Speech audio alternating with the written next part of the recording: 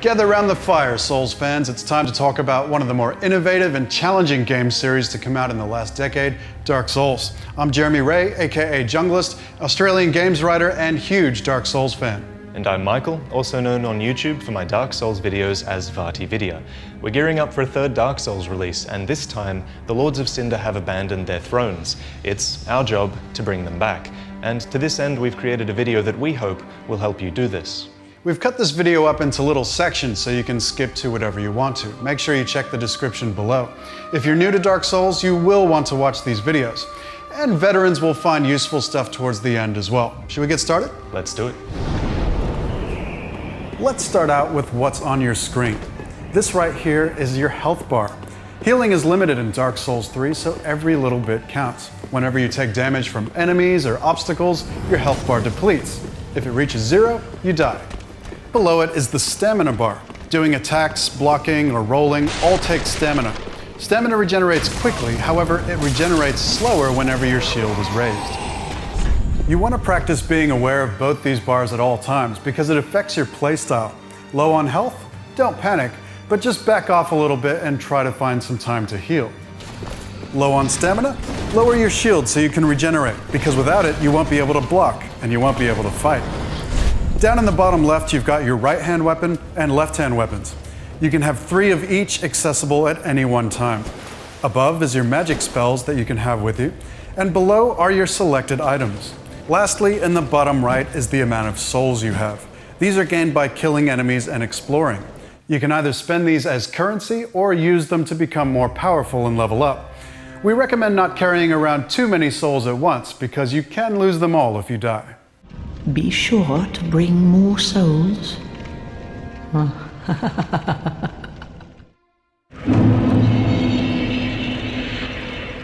The class you start as in Dark Souls is by no means an indication of where you're going to end up. The cleric can easily become the pyromancer, and the thief may put aside his knife to become the knight. Just remember, what a starting class does is give you a certain boost to a certain playstyle. Before we get to stats, we need to discuss where you level up and how you actually do it. After the tutorial area, you reach Firelink Shrine. Within, you'll create your first bonfire using the coiled sword you pulled from Udek's Gundyr. Nearby, you'll find the Firekeeper, who you should have a chat with. Welcome to the bonfire, unkindled one. She offers you the ability to level up your character should you have the souls to do so. Very well. Then touch the darkness within me. But which stats should you level up? This part of Dark Souls can be a lot to get your head around, so we're going to go through each stat one by one. Here are all the stats that you can level up. Every time you spend souls to level up a stat, your level increases by 1, and the amount of souls you need for the next level increases. On the right are the values that increase as you level up your character, shown in blue. This should give you an idea of what leveling up each stat does. If you need help on this screen, then you can press select for a description, but let's go over the stats now since you're here. Vigor relates to your health. Upgrade that and your health bar will increase. Endurance is the same thing for your stamina bar. And vitality relates to how much equipment you can carry. The less equipment you have on you, the faster you'll move and roll, and the less stamina will be used in combat. Edging towards your maximum weight will make you roll like this. Keeping your equipment load below 70% of your maximum will make sure you're fast and agile.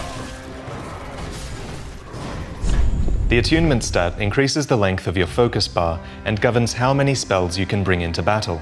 Every few points in attunement creates a new slot for more spells. Strength is fairly straightforward. Some weapons will become more powerful the higher your strength stat is, and these weapons can be good at breaking enemy defenses through sheer force. Dexterity is similar. Certain weapons will scale up in the damage they do along with this stat, and they are usually finesse weapons like bows or rapiers. Down the bottom, intelligence affects the power of your sorceries and fire magic, and similarly, faith affects the power of your miracles, lightning, fire, and dark magic. New to Dark Souls 3, dexterity now also decreases the time it takes to cast a spell. Luck is a stat that increases item discovery. This means every time you kill an enemy, there's a higher chance that something valuable will drop. Keep in mind certain items will drop no matter what, like the souls of bosses you beat. There may also be some items that scale with luck. There's one other value that warrants a bit of attention, and that's poise. Different armors have different poise values, and basically, the higher your poise, the less you'll be staggered or interrupted during an enemy's attack. The heavier your armor, the more poise it will give, but the slower your character will be.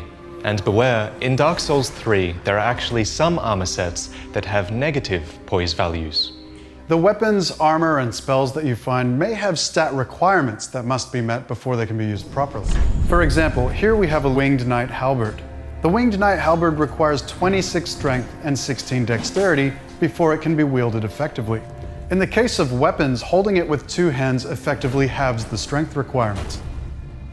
On this note, bear in mind that Souls games treat stats more as a means to an end.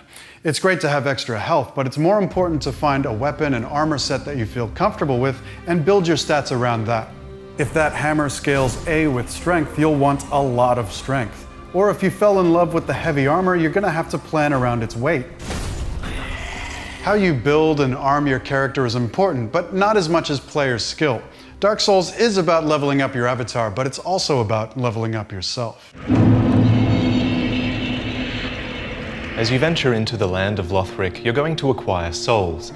These can be used to imbue yourself with more power, but also to buy items at the shrine.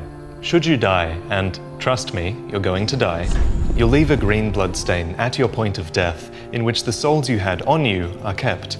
Reach this bloodstain, touch it, and you'll regain your souls. Fail to reach it and die again, and they're lost forever.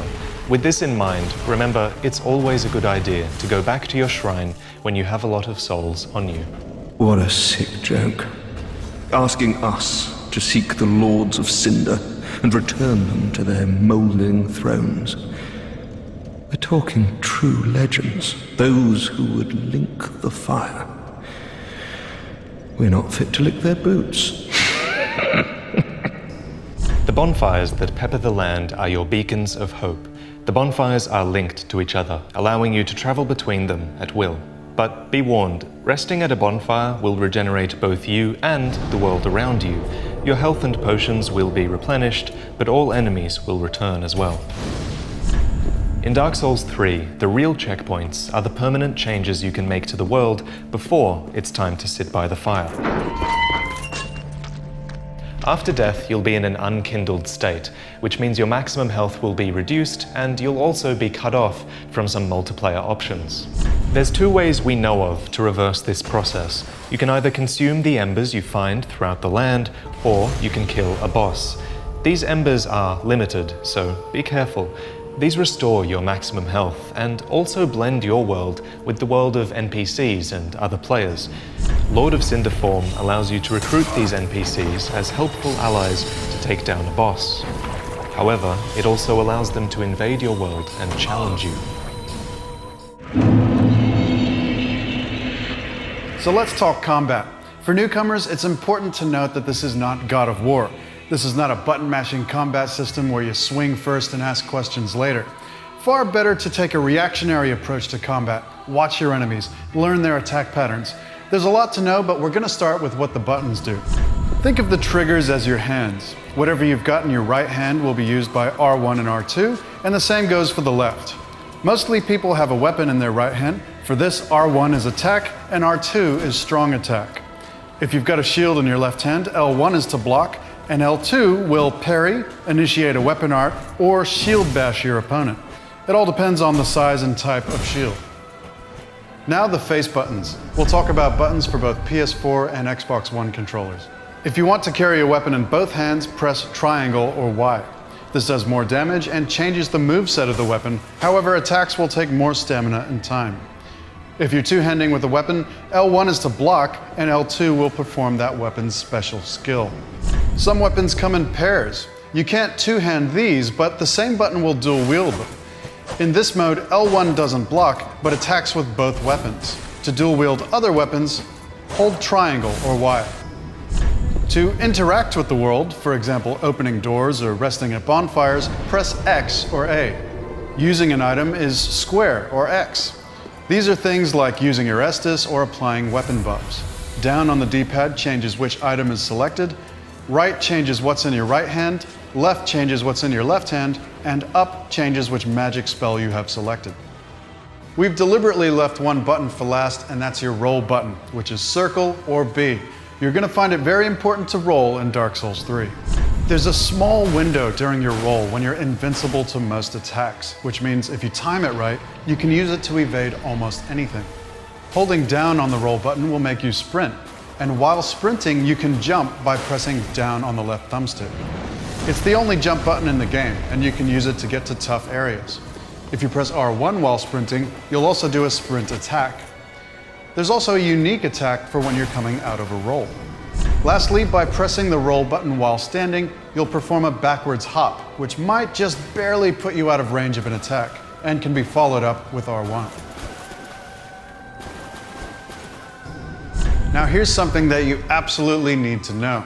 Pressing down on the right thumbstick locks onto an enemy and allows you to move relative to their position. You can strafe around them, it's easier to roll, and you can still run. While locked on, if you flick the thumbstick to either side, you can toggle between enemies.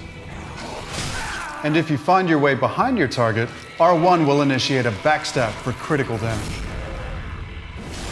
You also have a kick attack available to you, and this game actually has an item that improves your kick attack.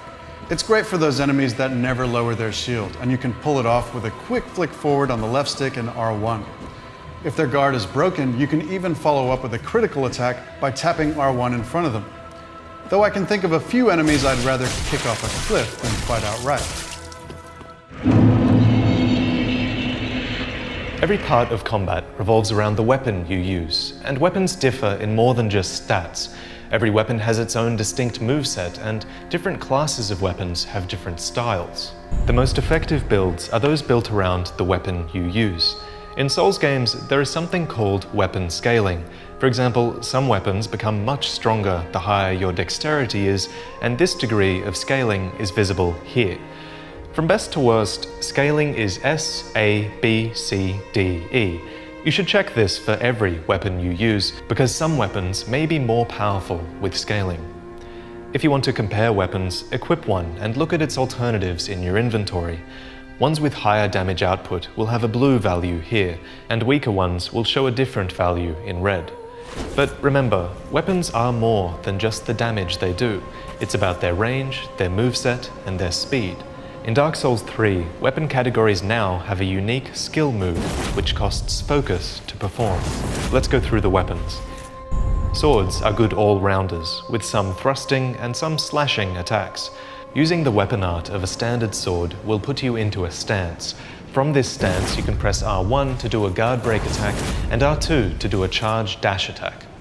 Axes and maces are more strength-based, and after successive attacks, are better at wearing down your opponent's guard. This triggers a state of weakness, which you can capitalize on by tapping R1 right in front of them.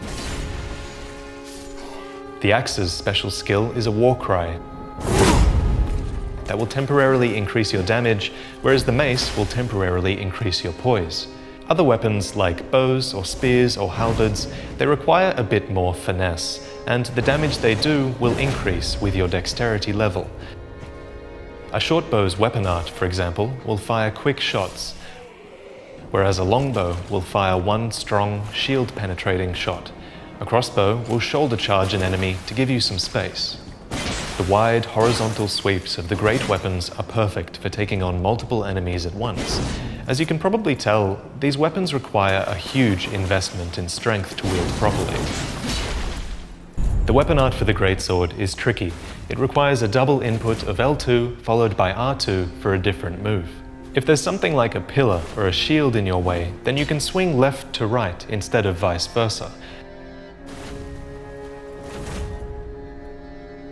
Other heavy weapon arts might just be a massive smash. In the more claustrophobic altercations, you might be better off using a rapier or a spear. These weapons allow you to attack from behind a shield, and their weapon art charges you forward, penetrating an enemy's defense. It's important to note that shields are also unique. If you press L2, some shields will parry, whereas some will bash the enemy, depleting their stamina. Other shields will perform your weapon art if you press L2. If you're not sure what's going to happen, you can check the item description to see what kind of shield you're using. You'll notice that all weapons use different amounts of stamina and have different animations with different speeds for attack and recovery. It's important to know these speeds because in the recovery period, you are extremely vulnerable. There's so much to tell you, but the most important thing we can really say is that you should be observant. Every enemy has their own moveset, their own style. If you're observant, then you'll notice attack patterns and you'll learn the best method for taking out enemies, even if it's through trial and error. For example, this enemy will always attack you after you hit him with his shield up.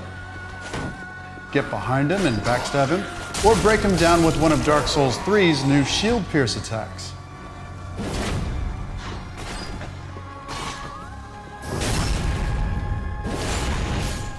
Try learning how to bait enemies into attacking so you can either block or avoid their attacks and then retaliate with your own. Watch the duration of their attacks and look for openings, and make sure you can recover in time to be able to block, roll, or evade again. Do you see what we mean? You should be keeping a little enemy journal in your head so you know how to deal with them in the future. But generally speaking, enemies are open to attack after they finish their own attacks. Many hollows are extremely vulnerable after they finish a flurry of attacks, so either dodge or block, and then follow up with an attack of your own.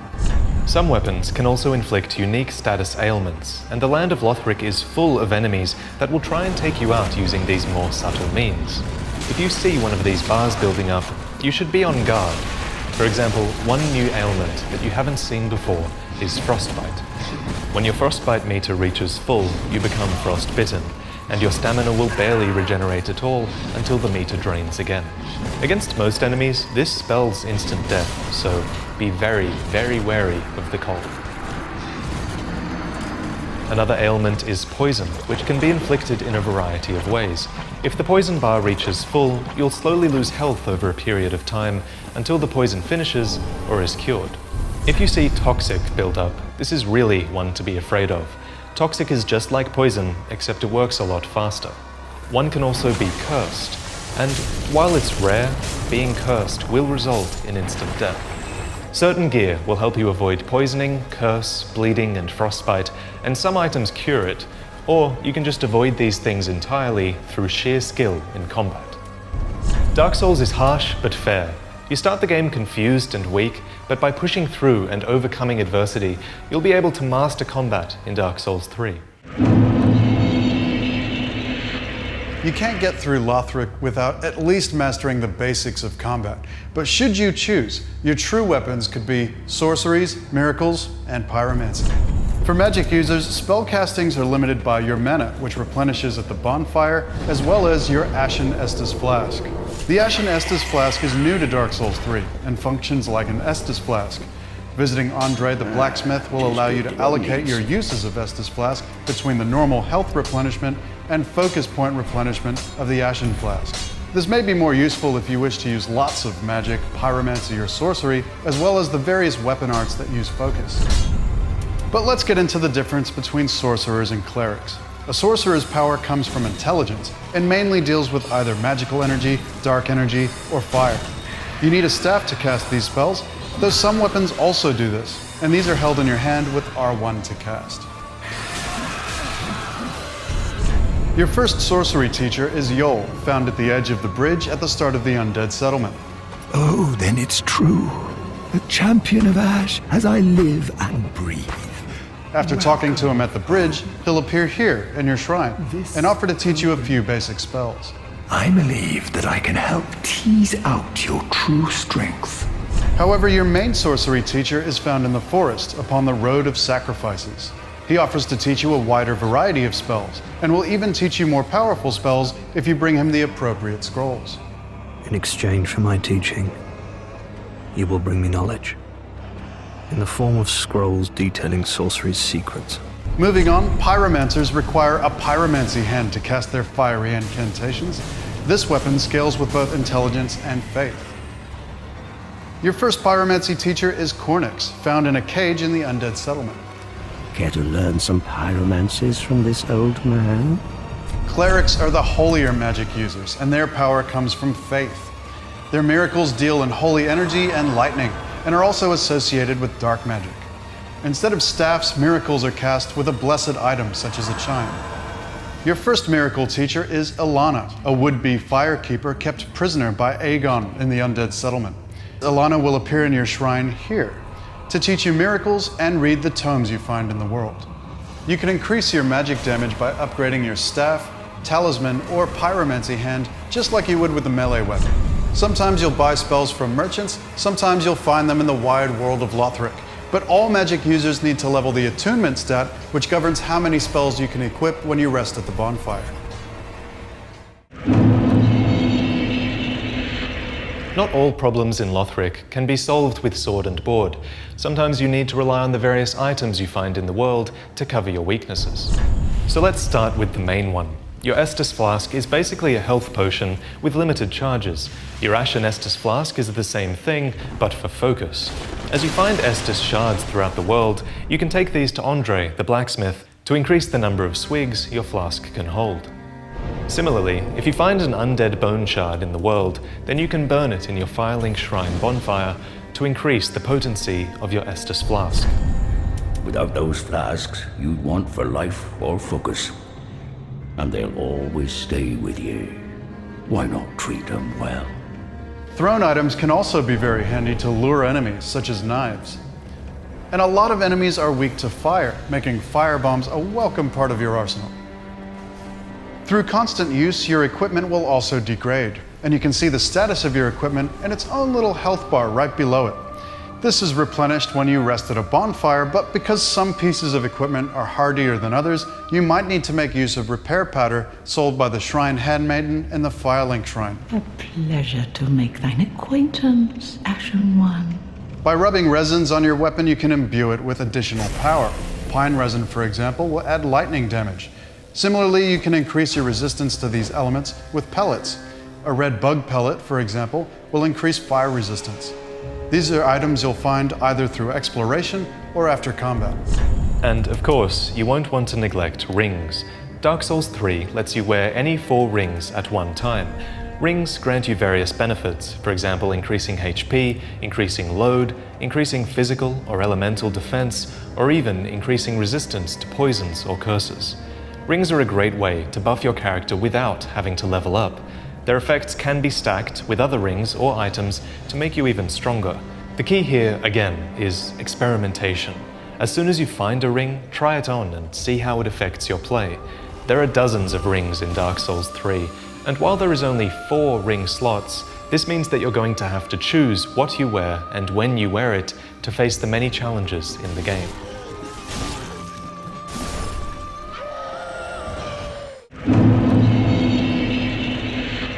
From time to time, as you seek the Lords of Cinder, your world will blend with others. The timelines and spaces of Lothric are such that the journeys of others will bleed into yours, even if they're not of the same land or time. This can be both beneficial and dangerous. You'll come across soapstones in your travels, which allow you to write messages to others. These messages will permeate between worlds and can be used to help or hinder fellow adventurers. You'll also see illusions of other travelers from time to time. This will happen most often around bonfires, where weary travelers rest. If you come across one of their bloodstains, you can touch it to witness the last 10 seconds before they die. Bloodstains give an idea as to how someone died and what traps or enemies may be ahead. White sign soapstones forge an even stronger connection between worlds. By writing your sign, someone can summon you into their world to engage in jolly cooperation. You can do the same thing. If you're in human form, having used an ember and not died since doing so, you can summon white phantoms to assist you in boss battles. Some of these are human, and some of them are NPCs you need to have met during the game, who will often leave their summon signs close to the boss fog gate. There are also those who will invade your world without wanting to help you. You'll see these as red phantoms on screen, and that means it's time for player versus player combat. Defeating a player in this way will get you a reward in the form of souls and possibly embers. Defeating an NPC invader will reward you with their gear. When someone invades your game, you'll be warned with an on-screen message.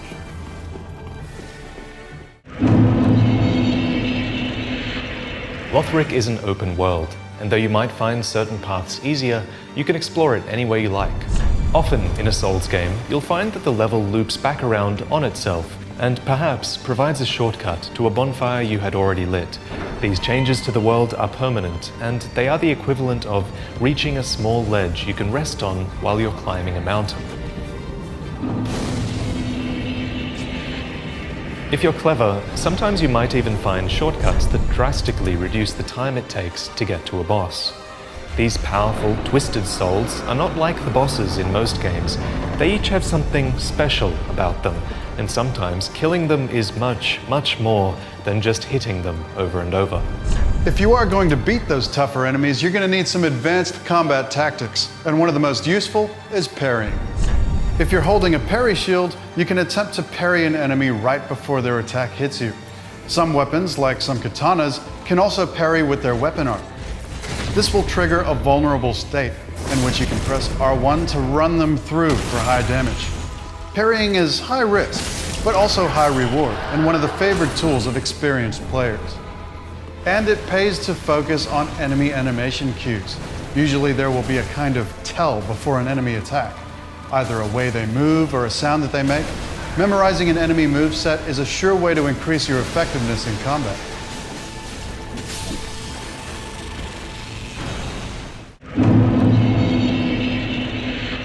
Your weapons can be upgraded using various materials you find throughout your journey, increasing their damage and their scaling. If you like the feel of a particular weapon and you want to stick with it, start upgrading it. To do this, you'll need a blacksmith, and one can be found right at the start of your journey at the Firelink Shrine. Reinforcement requires titanite, and infusion requires gems. A shard of titanite will upgrade most basic equipment. After that, you'll need large titanite shards, then titanite chunks, and a titanite slab. Some special weapons even use twinkling titanite. Beyond this, there's even the option to infuse weapons with the powers of fire, magic, lightning, and darkness. For example, the heavy gem will make your weapon scale a lot better with strength. Infusing weapons with gems requires a special kind of coal. My humble coals won't be any use infusing more unusual gems. As you take out bosses and collect their souls, you can actually turn these into weapons and spells too. As soon as you acquire the transposing kiln, take it to Corland at the shrine and see what he has to say. In transposing a twisted soul, its true power transferreth to thee. Believe us when we say things will only get tougher. So make sure you're up to the task and don't neglect the crafting process.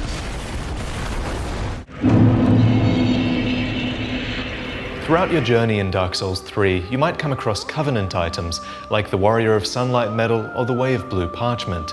These can be equipped in your Covenant slot in your inventory, which is right next to the armor slot. Covenants are factions or groups that you can align yourself with and carry with them unique effects. If you fear trespassers, dark spirits drawn by the embers, then etch this upon your heart. Some covenants have rules an NPC will explain to you when you join. Most covenants reward you for giving their leader certain items gained by performing tasks such as invading other players or helping them in co-op. Look around Lothric and the various areas to see what covenants you can find. Read their description and take part in their associated activities to see what rewards you can reap. We hope this video has given you what you need to get into Dark Souls 3. But there's still plenty to discover on your own. The rest is up to you. May the flames guide your way.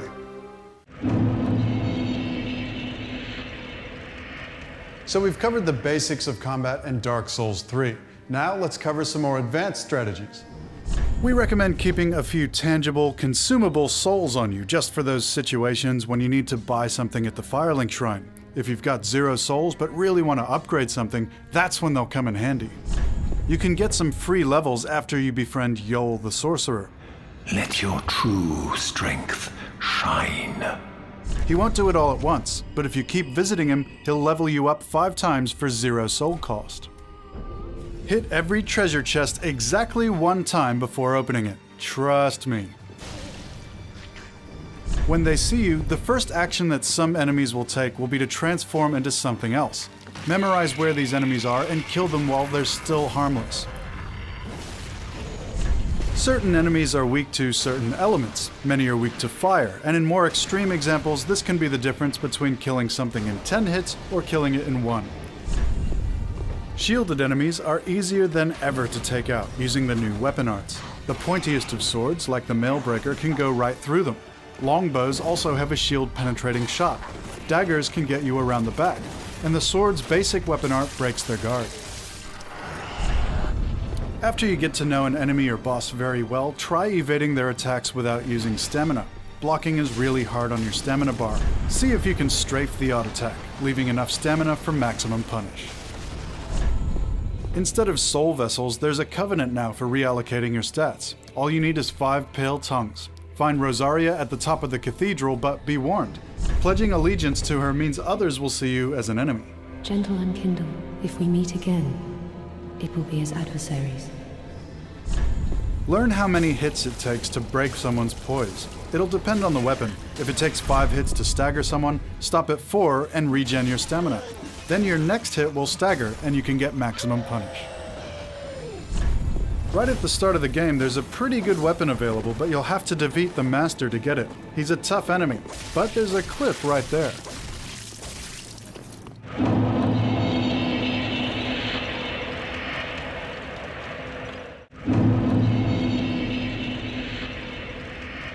Dark Souls 3 is about to be released, and you might be wondering if the whole Dark Souls thing is for you. So we've put together some reasons why we love the game and why we think you will too. The core combat in the Dark Souls series is extremely well designed. The more critically you think about each encounter, the better you'll perform. All enemies have set attack animations and patterns that can be learned and countered. Attacks usually consist of a tell, where you start to see or hear the attack coming, and then the attack itself. Much like a good teacher who designs a great course to educate his students, the mechanics and design of Dark Souls games push the beginner. When you become better, you'll wander back through the early parts of the game and wonder how you ever had a problem with these enemies. Dark Souls 3 is about perseverance, and the sense of accomplishment from defeating a boss is unrivaled in gaming. The story of a Souls game is as deep or as shallow as you want it to be. For many players, Dark Souls 3 will be a game about killing demons and stealing their treasures. And this is fine. But for some, understanding the story is a core part of the experience. There is a rich tapestry of lore hidden in environmental details, item descriptions, and NPC dialogue. A reenactment of the first blinking of the fire. So it is. I became a Lord of Cinder. I may be but small, but I will die a Colossus. You only have to look a little closer, and you'll realize why the stories in these games make it a masterpiece. Character design in Dark Souls is special. On the surface, many characters seem simple, but in most cases, their motivations and the secrets they hide make them fascinating.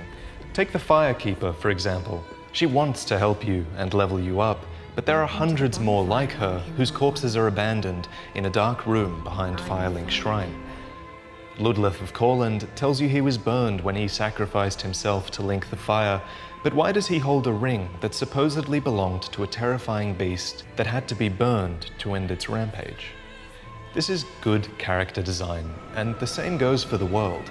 Tiny details are hidden in the environment, like undead being kept in cages because they are undying and can't be buried, or how you can see a giant firing an arrow early in the stage, which should make you wary when you come across a field of giant arrows in the ground later.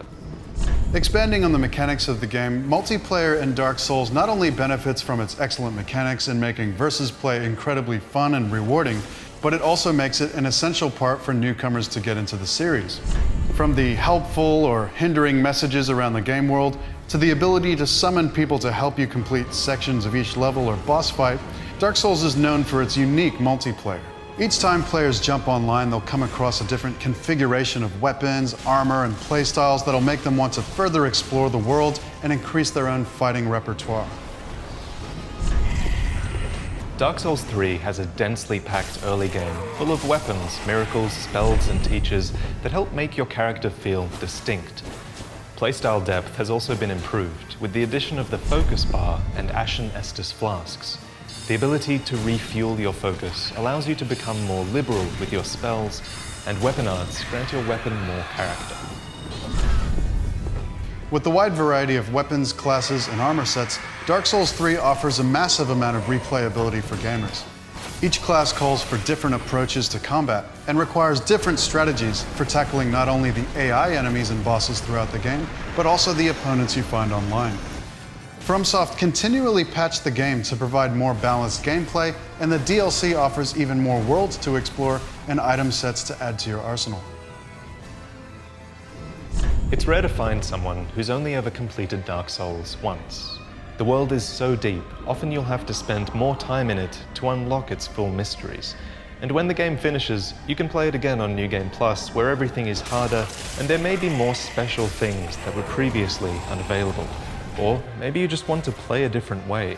Use sorcery instead of melee, or try a dexterity build with bows instead of that big two-hander. Playing Dark Souls makes you a better gamer. It's as simple as that. We've talked before about how leveling up and improving your gear is important, but it's most important to level up yourself. Often you'll find yourself going through lower level areas and absolutely smashing it. But only a small part of that is your increased health bar. You're smashing it because you know the timings, you know the patterns. Just as if you were the actual character in the game, you defeat your enemies because of your expertise.